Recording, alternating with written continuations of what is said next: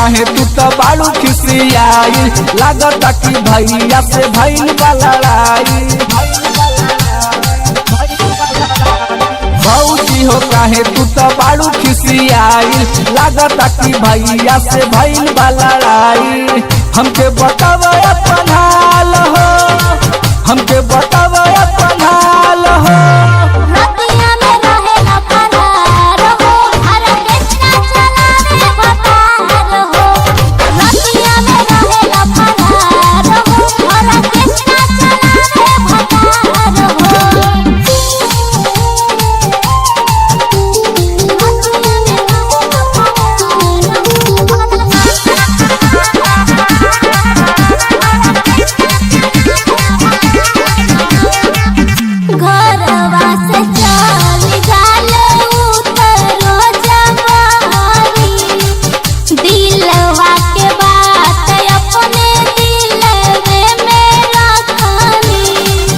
लगता कि ठीक से ना देलून के खाना, बहरा के खैला में तमाचा बारो जाना।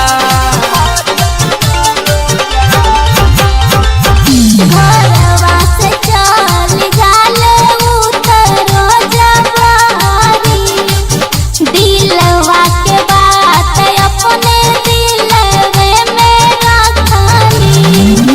लागता कि ठीक से ना देलून के खाना, बहरा के खैला में तमाचा बारो जाना। कहिले बतिया साच हो जाइबू तू माला माल हो। रतिया में रहेला फरार हो, भला कृष्णा चला रे भतार हो।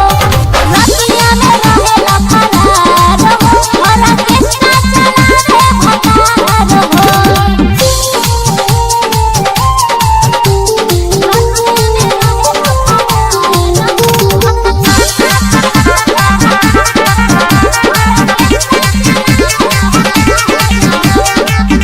शंकर पटेल देवरू करतावे तांग हो, तोहरा से संदेया के बोरी गइल मान हो।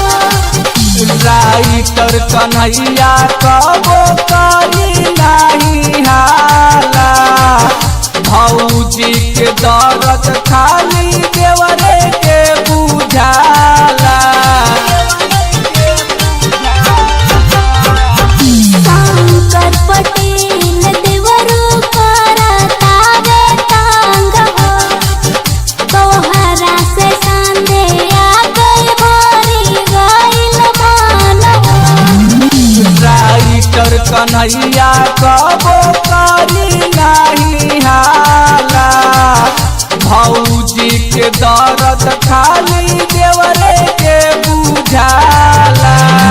मोहन रहेले साथ हो, बुझतनी